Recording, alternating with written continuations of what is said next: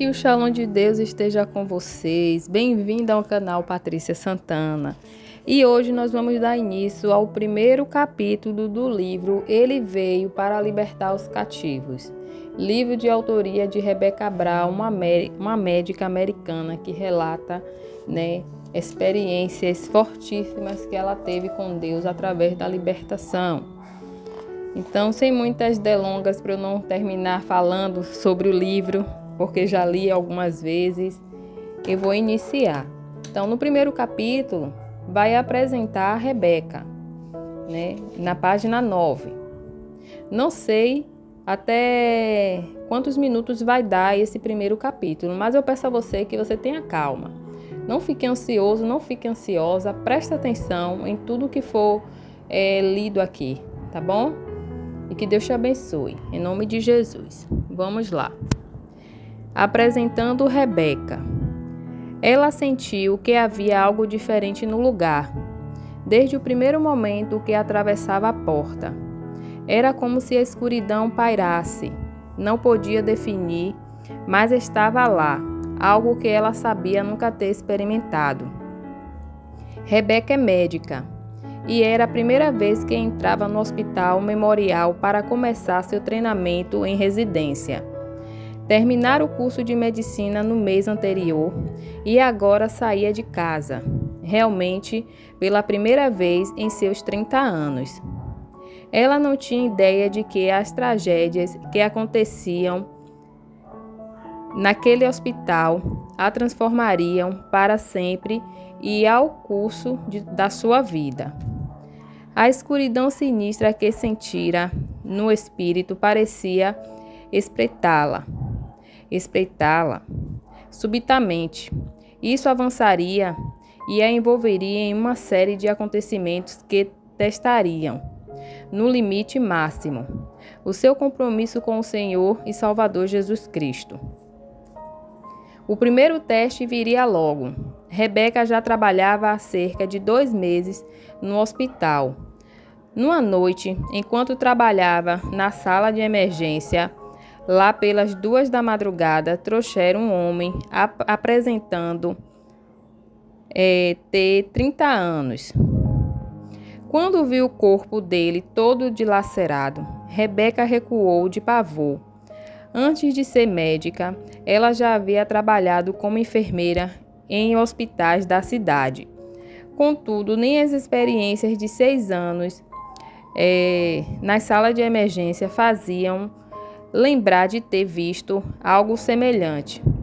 Mesmo na correria com os colegas de trabalho para salvar a vida do jovem pastor, ela não conseguia parar de pensar: como isso pôde acontecer?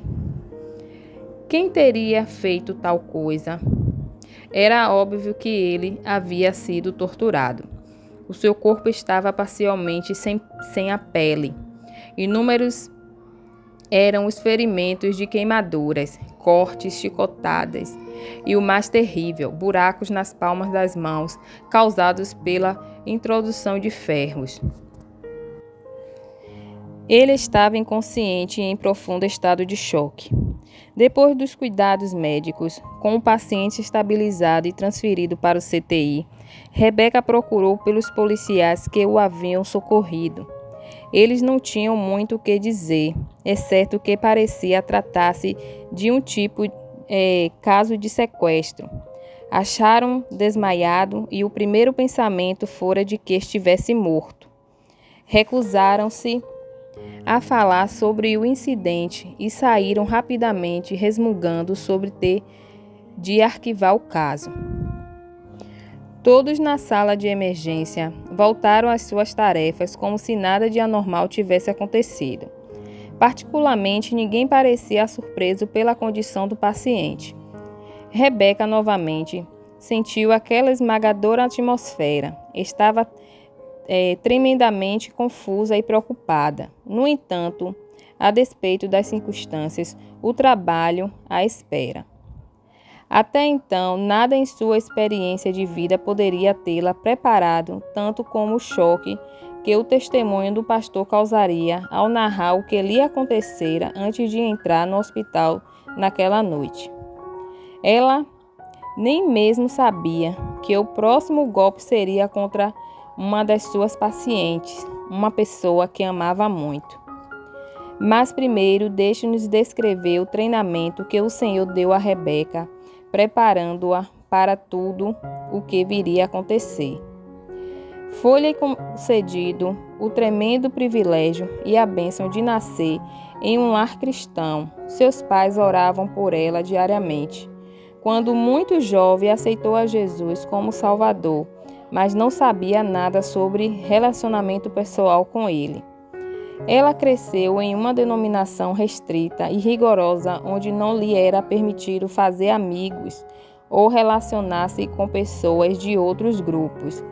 Foi rejeitada tanto dentro do seu meio como fora dele, ridicularizada e criticada na escola por membros de outros grupos. Ela cresceu solitária.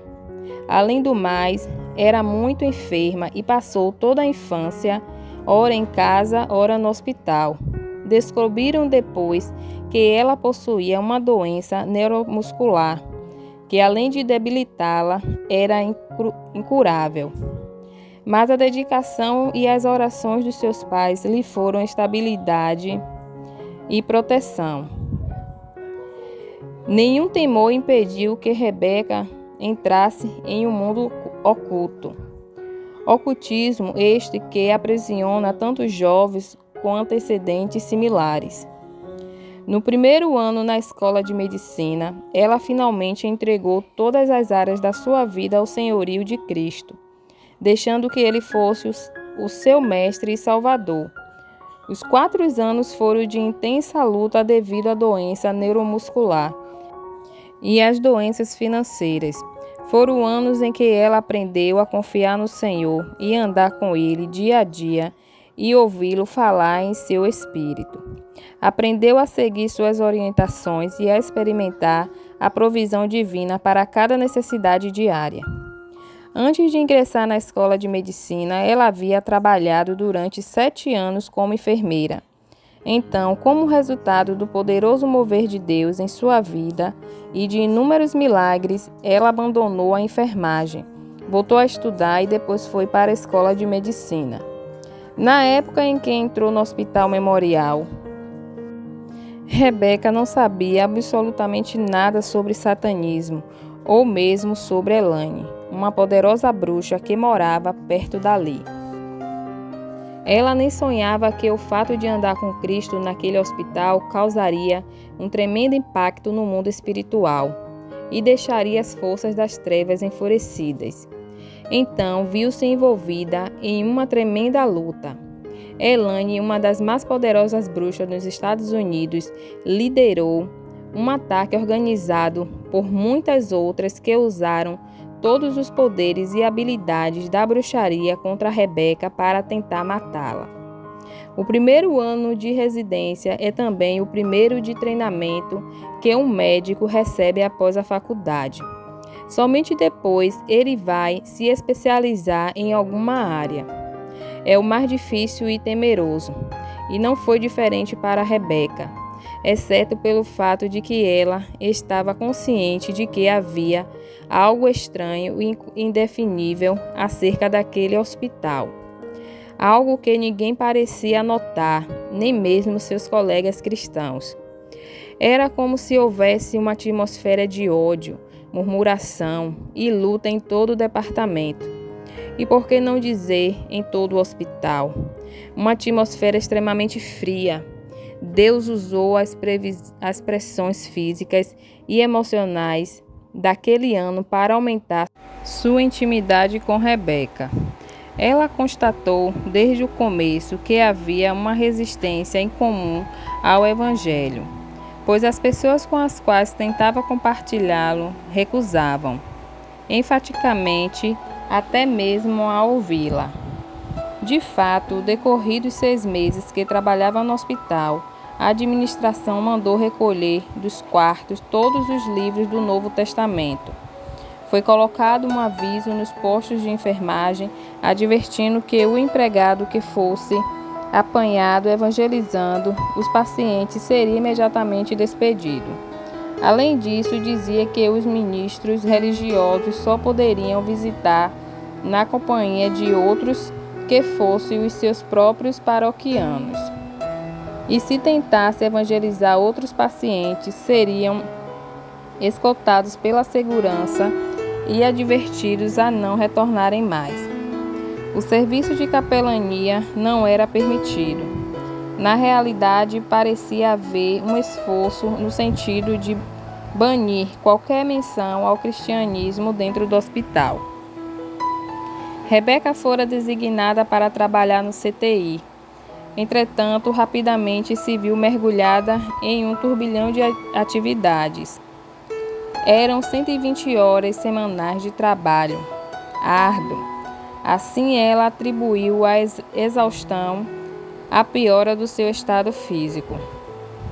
Não bastante, o Senhor começou a lhe falar firmemente no coração que deveria passar 1 hora em oração, todas as manhãs antes do trabalho. Deveria orar pela instituição e também pela cidade, porque o Evangelho seria proclamado e se tornaria frutífero. Tão logo começou a obedecer. Repetidamente se via compelida pelo Espírito Santo e a pedir ao Senhor que sujeitasse o poder das trevas naquele lugar. Ela sempre citava o texto de Número 10:35, no qual Moisés diz: Levanta-te, Senhor, e dissipados sejam os teus inimigos, e fujam diante de ti os que te odeiam. Eu não sabia por que orava daquela maneira, e na verdade aquela lhe era uma estranha situação. No entanto, insistentemente o Espírito Santo a impulsionava a agir assim. Como o Senhor mais e mais fazia o coração de Rebeca arder pelas almas daquele lugar, ela começou a lhe pedir diariamente a permissão para estar na brecha pelo hospital e pela cidade, semelhantemente como está escrito em Ezequiel, capítulo 22, 30 e 31. Busquei entre eles um homem que tapasse o muro e se colocasse na brecha perante mim a favor desta terra, para que eu não a destruísse, mas a ninguém achei. Por isso eu derramei sobre eles a minha indignação, com o fogo do meu furor os consumi. Fiz cair-lhe sobre a cabeça o castigo do seu procedimento, diz o Senhor Deus. Ezequiel, capítulo 22, 30 e 31. Ela não sabia exatamente o que envolvia estar na brecha. Contudo, pedia ao Senhor que a usasse de maneira como ele quisesse. Nos primeiros meses no memorial, Deus lhe ensinou uma preciosa lição da total dependência dele no exercício da medicina. Certa noite, muito tarde, fora admitido um paciente na unidade de tratamento coronário. Possivelmente tratava-se de um infarto, pois ele sentia dores fortíssimas no peito e a pressão sanguínea estava muito alta. Naquela noite, Rebeca ficara responsável por examinar e cuidar do paciente. Ele lhe deu uma lista dos remédios que usava. Um deles era muito bom para abaixar a pressão arterial e reduzir o trabalho árduo do coração. O paciente, com firmeza, lhe assegurou que estava tomando uma dose especial do remédio, e Rebeca aceitou o argumento. Ela decidiu lhe dar aquela dosagem na intenção de abaixar a pressão e assim aliviar o infarto. Mas ela não sabia da gravidade do que fizera. A dosagem era muito forte e se tornava perigosa, a menos que o paciente tivesse sido preparado gradualmente para tomar aquela quantidade. Após 1 hora, as enfermeiras foram avisá-la de que a pressão do paciente caíra muito e que, além de estar em choque, Ele parecia estar morrendo. Rebeca ficou atemorizada e aflita. Chamou seu superior, contou-lhe o ocorrido e perguntou o que poderia ser feito para reverter o efeito do remédio que administrara. De maneira impessoal e distante, ele disse que ela cometera um estúpido engano e que não havia nada, absolutamente nada a fazer, a não ser esperar para ver se ele conseguiria sobreviver. Não havia nenhum remédio que pudesse anular os efeitos do que fora administrado. Além disso, ele acrescentou que, quando o residente cometera um engano semelhante e o paciente ficara com sequelas devido ao período em que permaneceu em choque e quase morrera, os pensamentos de Rebeca sobressaltavam-lhe a mente enquanto caminhava pelas alas escuras e solitárias em direção à unidade de tratamento coronário para ver o paciente. O medo, a culpa e a autopunição eram os dominantes. Corria-lhe pela espinha um suor frio, só de pensar na possibilidade de ter matado o homem. Os pensamentos a torturavam. Deus criou o universo onde causa e efeito trabalham em harmonia.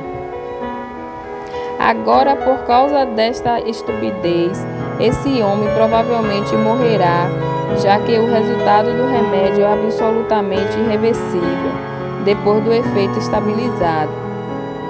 Então, não é preciso nem mesmo orar pedindo a Deus que mudem a ordem por causa do seu erro. Repentinamente, o Espírito Santo começou a lhe mostrar o erro dos seus pensamentos. Gentilmente, fluindo no seu interior, mostrou-lhe que ela era diferente. Ela era filha do rei. Isso lhe dava um privilégio especial que os outros médicos não tinham. Ela possuía o direito de pedir a Deus, o Pai, no nome de Jesus, para corrigir o engano. Cristo morreu na cruz para nos salvar e para nos conceder muitas outras coisas, inclusive a que ela julgava impossível. De repente, ela se virou e correu até a capela. Lá ajoelhou-se diante do Senhor e começou a orar fervorosamente, pedindo a recuperação do paciente. Agora ela estava baseada no fato de que era filha do rei e que podia obter ajuda em hora de aflição, como está em Hebreus capítulo 6, versículo 16. Acheguemo-nos, portanto, confiadamente junto ao trono da graça, a fim de recebermos misericórdia e acharmos graça para socorro em ocasião oportuna. Rebeca levantou-se e voltou à unidade. Ao chegar, constatou que a pressão sanguínea do paciente voltara ao normal e que ele já não sentia dor. Um novo eletrocardiograma revelou que o coração trabalhava normalmente.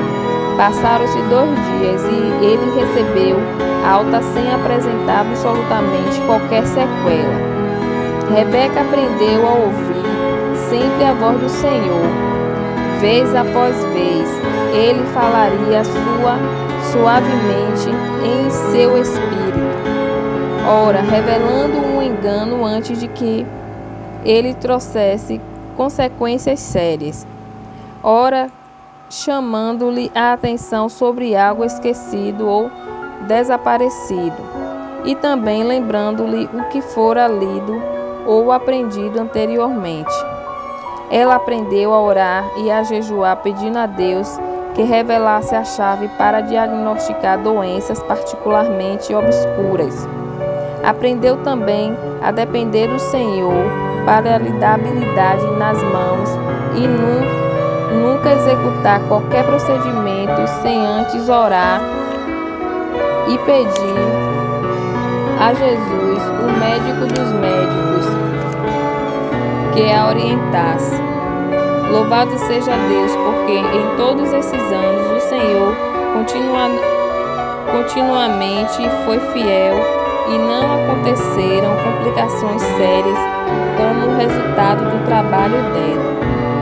Cerca de 6 meses em sua residência, exatamente quando Rebeca foi novamente designada a trabalhar no CTI, o jovem pastor que ela vira na sala de emergência finalmente se recuperou a ponto de falar. Ela acompanhara o processo dele bem de perto.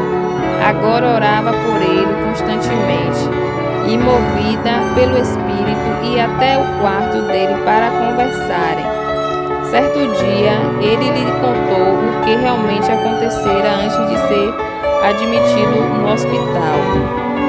Bob era pastor de uma pequena igreja cristã naquela cidade e havia se envolvido em ministrar para algumas pessoas que adoravam Satanás.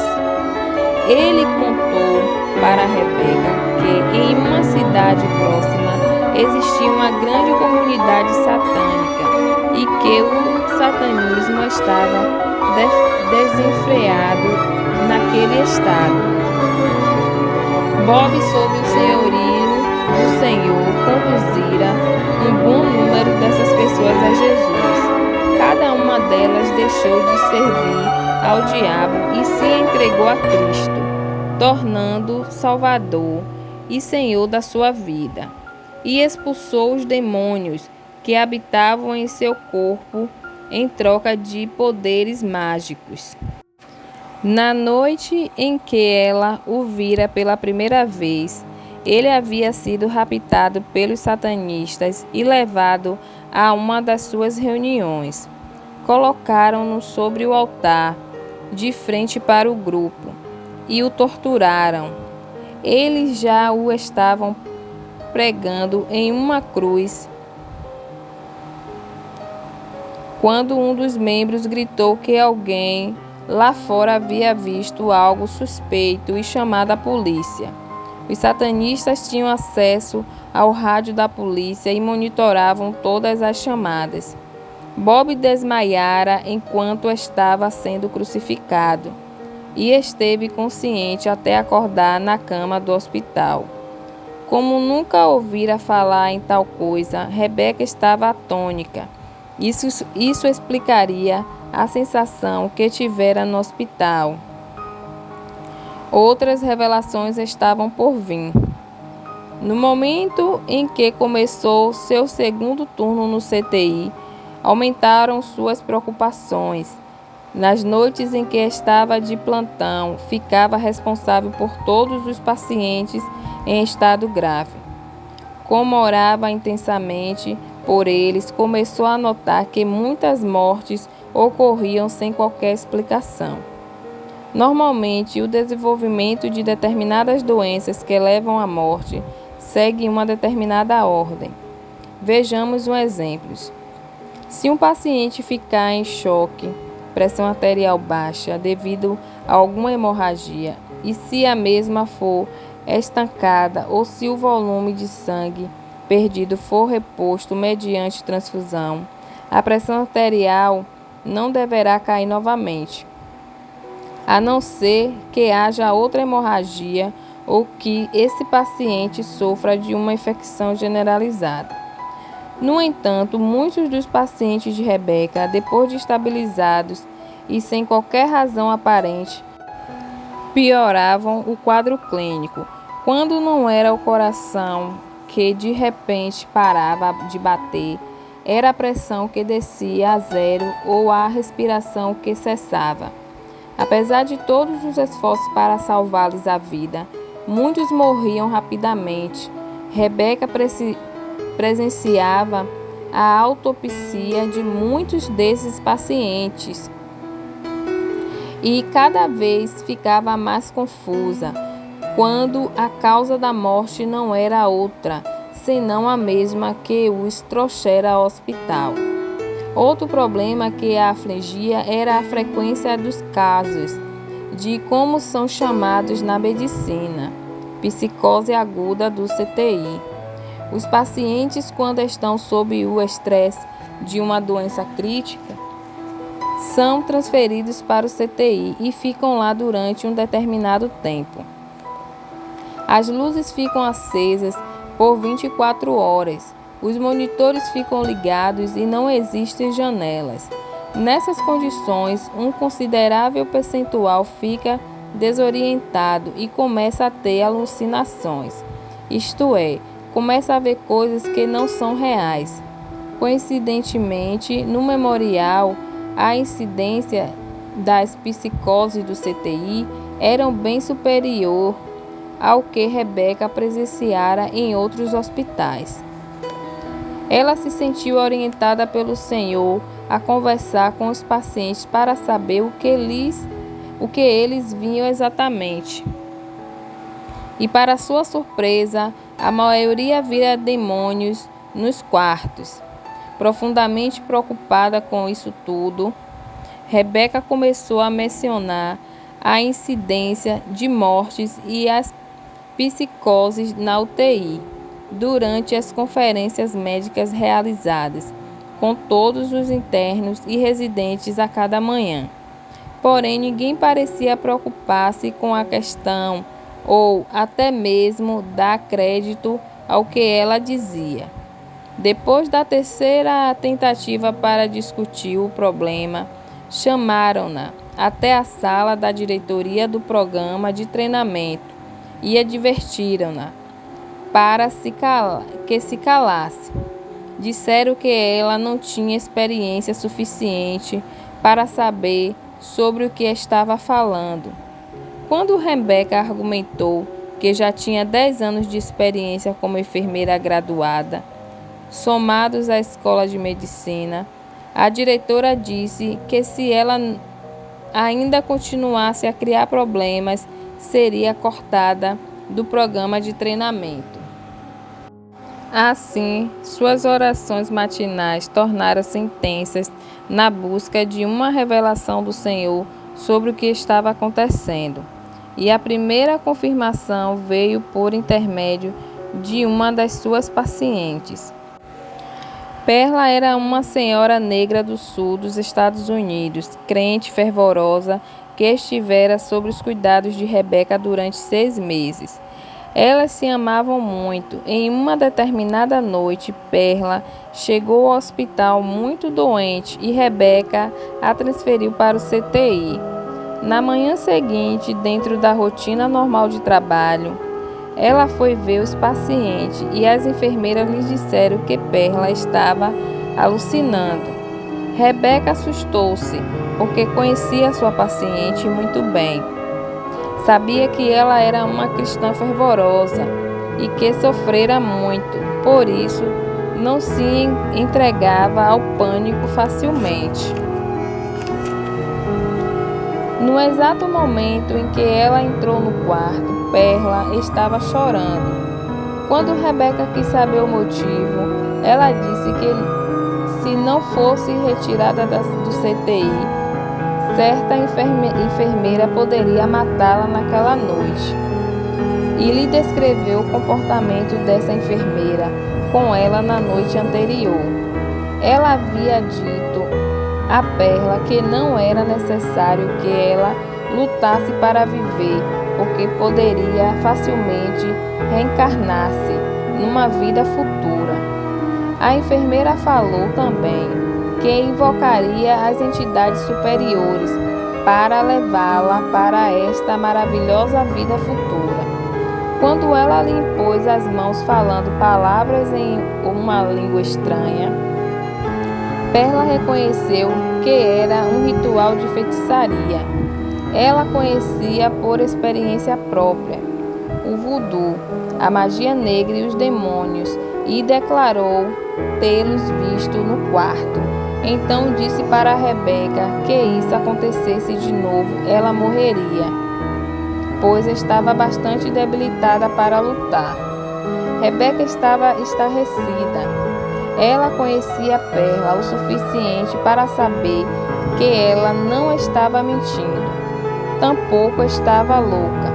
A enfermeira de quem Perla falava havia sido designada como uma enfermeira responsável pelo CTI no turno da noite. Ela era uma senhora idosa, agradável, cativante e extremamente habilidosa. Além de organizada e inteligente, ela procurava certificar-se do bem-estar dos pacientes. Ela era altamente respeitada pelos médicos e pelas outras enfermeiras. No conceito de Rebeca, ela era um tanto indiferente e carrancuda, mas atribuía isso às pressões do trabalho que ela exercia. De qualquer maneira, ela não podia achar defeitos no trabalho da enfermeira. Rebeca sabia que não poderia falar com qualquer um dos colegas sobre o problema, pois todos diriam que ela está louca. Nem poderia acusar a enfermeira de qualquer coisa, pois não tinha prova. Naquela época, ela pouco sabia sobre bruxas e quase nada sobre demônios. Então só havia uma coisa a fazer: orar. Todo o tempo disponível ela passava de joelhos na capela, em oração. Na realidade, a capela estava sempre vazia porque ninguém a usava. No final do dia, o Senhor confirmou em seu coração que Perla estava falando a verdade. Ele também lhe ordenou que se assentasse à beira do leito de Perla durante a noite, pois ela estava em estado tão grave que poderia ser retirada do CTI. Rebeca poderia ficar ao lado de Perla porque não estava de plantão naquela noite. O que estava para acontecer naquela noite mudaria para sempre a vida de Rebeca. Quando se assentou ao lado da cama de Perla, não esperando que algo realmente acontecesse, sentiu uma opressão demoníaca como nunca antes. Ellen, a enfermeira encarregada do CTI, não entrou no quarto durante toda a madrugada. Rebeca sentia vir contra ela um incrível e invisível poder. Era como se uma gigantesca mão tentasse esmagá-la contra o chão e uma força invisível tentasse sugar toda a vida do seu corpo. Ela tentava entender a situação, cientificamente repetindo para si mesma que tudo era fruto da sua imaginação. Contudo, isso não a ajudou. Sentia-se tão fraca que não conseguia nem mesmo permanecer assentada. Perla sentia o mesmo. Assim, de mãos dadas e sem fazer barulho, elas oraram pedindo ao Senhor que as cobrisse com o precioso sangue de Jesus. Eles, pois, o venceram, Satanás, por causa do sangue do Cordeiro e por causa do testemunho que deram. Livro de Apocalipse, capítulo 12 e 11. Fora uma noite de tremenda luta espiritual. Mesmo assim, Perla amanheceu segura e Rebeca retirou-se do CTI pela manhã. Outras revelações vieram logo após. Semanalmente, Rebeca lecionava um estudo bíblico para algumas das enfermeiras que ela conduzira a Cristo. Uma delas, Jean, finalmente lhe contou como se envolvera no satanismo antes de se converter. Ela disse que ele a treinara para que se tornasse médium e estava para iniciar-se quando Rebeca entrou no hospital e começou a lhe falar de Jesus. Então, ela recebeu Jesus no seu coração como seu Senhor e Salvador, recusando-se a manter qualquer relacionamento com Ellen e as outras bruxas, mas mesmo assim ficou com medo delas. De acordo com Jean, Ellen considerava que seu ministério era escalar-se para cuidar dos pacientes mais graves do CTI. Então, quando estava com eles, lhe dizia não ser necessário que lutasse para viver, porque poderiam facilmente reencarnar-se em uma outra vida, sem dores e sofrimentos. Assim, com ou sem o consentimento deles, ela lhes impunha as mãos e invocava os espíritos demoníacos, os quais ela chamava de entidades superiores, para virem e acompanhá-los até a outra vida. Geralmente o estado deles piorava e eles morriam. Jean estava temerosa de contar o problema a outras pessoas, porque ele ocupava uma posição de respeito dentro do hospital. E diante disso, ninguém acreditaria nela. De fato, depois de ter aceitado a Cristo, Jean transferiu-se para outro turno, evitando ter de trabalhar com ele. Foi também por intermédio de Jean que Rebeca soube da existência de uma comunidade satânica perto da cidade. Além de ter uma das maiores distribuidoras de literatura sobre ocultismo, essa comunidade possuía também uma igreja. Toda a narrativa de Jean confirmava o que o pastor dissera para Rebeca, e por isso ela receava ter o mesmo destino dele. Na vizinhança não havia ninguém que levasse a sério aquela comunidade, sendo que isso era precisamente o que Satanás queria. Por intermédio de várias outras fontes, Rebeca soube do envolvimento de outras enfermeiras e médicos com o ocultismo e sobre o culto satânico e a comunidade. Novamente, depois de levar o problema ao Senhor, obteve dele a confirmação. Começou então a estudar a Bíblia fervorosamente para aprender mais sobre Satanás e seus demônios. Descobriu que eles podiam habitar nas pessoas e elas, por meio dos poderes satânicos, podiam fazer qualquer coisa.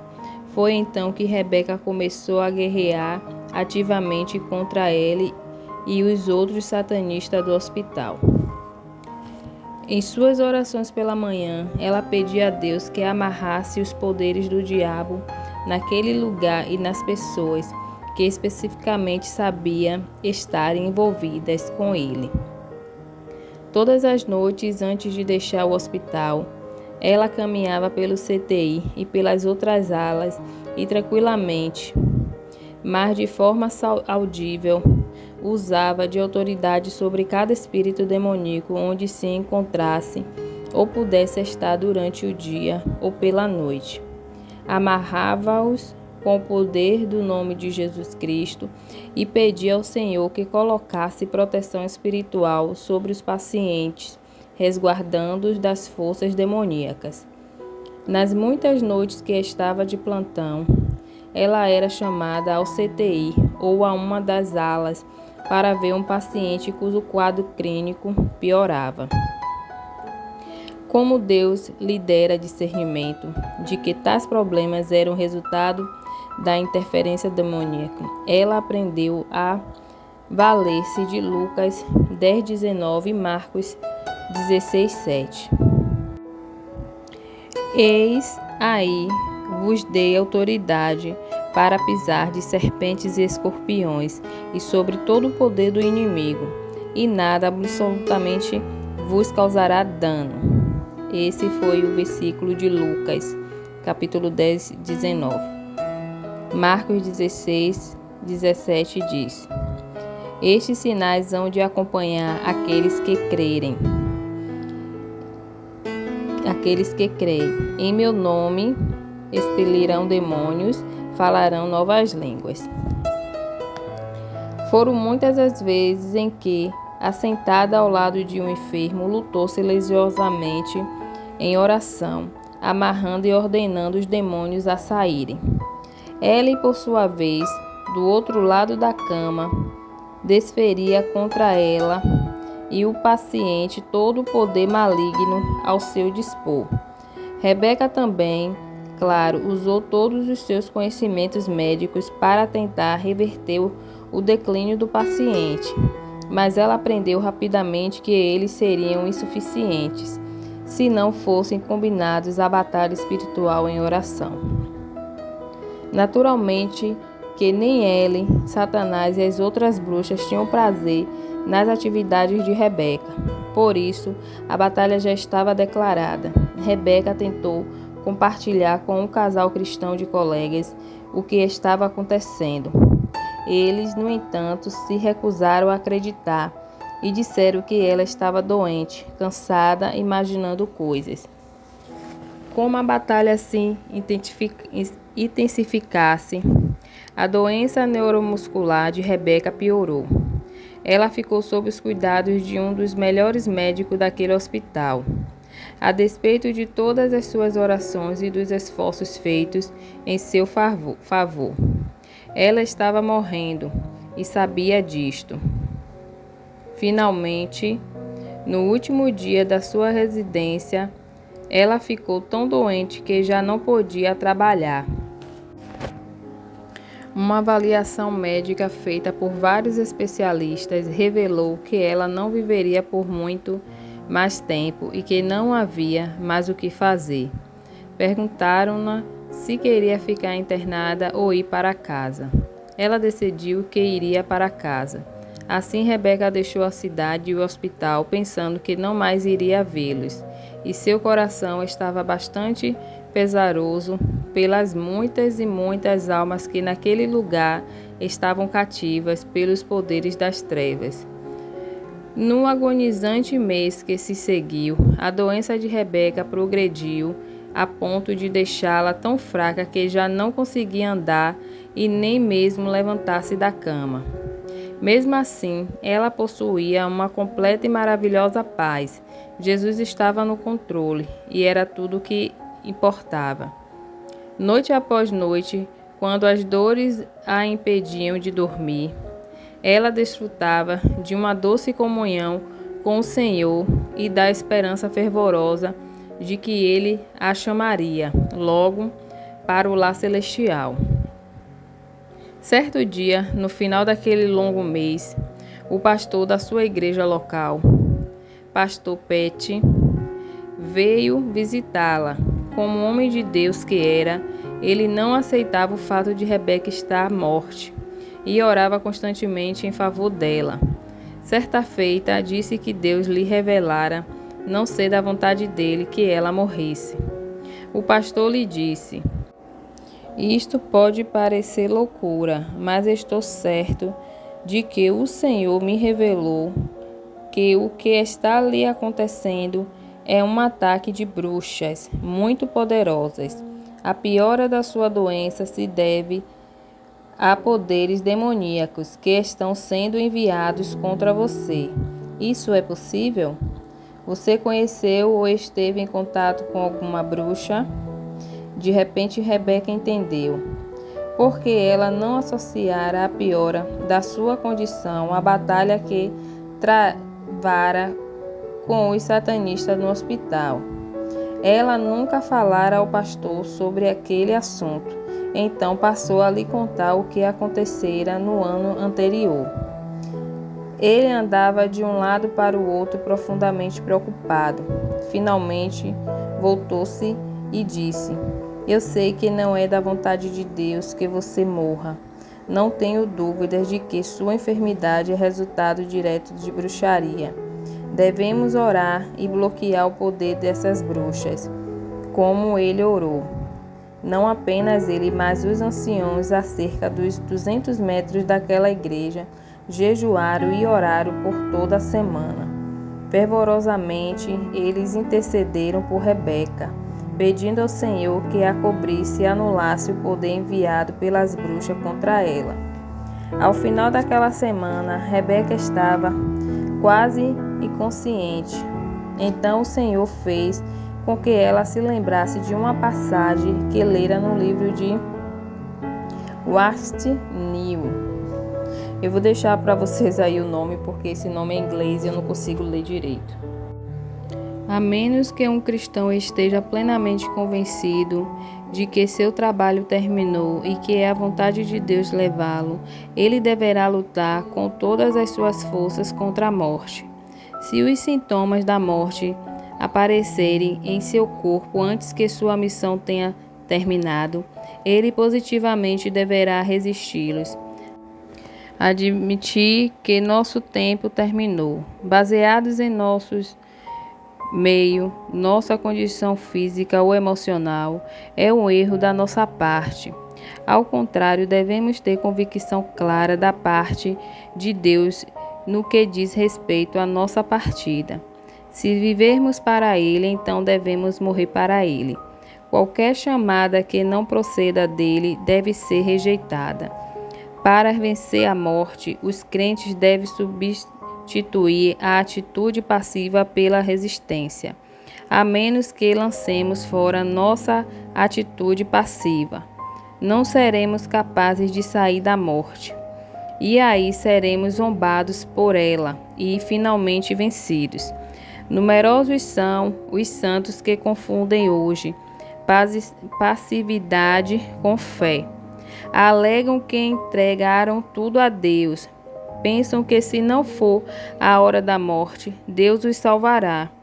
Porém, se essa hora chegou, que a vontade de Deus se cumpra. Esse comportamento parece correto, mas podemos chamá-los de fé?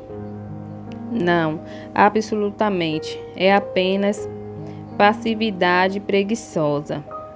Quando não sabemos a vontade de Deus, devemos orar. Não a minha vontade, mas que a tua seja feita. Lucas 22:42. Isso não quer dizer que não devemos orar especificamente, levando diante dele os nossos pedidos. Mas o certo é que não devemos nos submeter passivamente à morte. Deus nos instruiu a sermos ativos e agirmos em conformidade com o querer dele. A não ser que saibamos ser sua vontade, não devemos passivamente permitir que a morte nos oprima. Ao invés disso, devemos resisti-la, porque devemos adotar uma atitude como essa, porque a Bíblia fala dela como sendo nossa inimiga. 1 Coríntios 15:26. Do livro O Homem Espiritual. O autor do livro é o mesmo que eu escrevi. Enquanto o Senhor trazia à memória de Rebeca essas passagens, o Espírito Santo suavemente dizia que não era da vontade do Pai que ela morresse e que ainda ela teria muito trabalho a fazer. Portanto, deveria lutar e resistir a Satanás, recusando-se a aceitar qualquer enfermidade ou morte trazidas por ele. Ela lutou por um tempo, porque no fundo do coração não queria viver. Não queria lutar. Queria era ir para o céu com o Senhor e desfrutar de toda a alegria e paz que a esperavam. Porém, a voz mansa e doce do Espírito Santo insistia. Finalmente, com muitas lágrimas, ela colocou seus pés na rocha e começou a resistir ao diabo e a ordená-lo a sair no nome de Jesus, que ela não mais aceitava nenhuma doença que ele, Satanás, havia colocado sobre ela, e também não mais admitia a morte. Após algum tempo, o Senhor revelaria para Rebeca que a única razão pela qual ele fora capaz de abrir caminho naquela noite e mostrar-lhe sua vontade e fazê-la lutar resistindo à morte, fora a poderosa intercessão do pastor Pet e todos os irmãos da igreja. Os músculos de Rebeca estavam tão fracos que ela teve de passar 3 meses se recuperando. O Senhor, no entanto, a sarou por completo. Assim ela retornou ao Hospital Memorial para terminar seus 2 últimos anos de treinamento. Pronta, finalmente, para o encontro com o Senhor, estava preparando para ela e Elane, a bruxa que organizava o ataque para matá-la. Espero que vocês tenham já sentido um pouco do que é esse livro através desse capítulo 1. E vamos agora para o próximo capítulo, né? Que você se inscreva no canal, deixe seu like, comente, compartilhe também, tá bom? Deus abençoe e até o capítulo 2.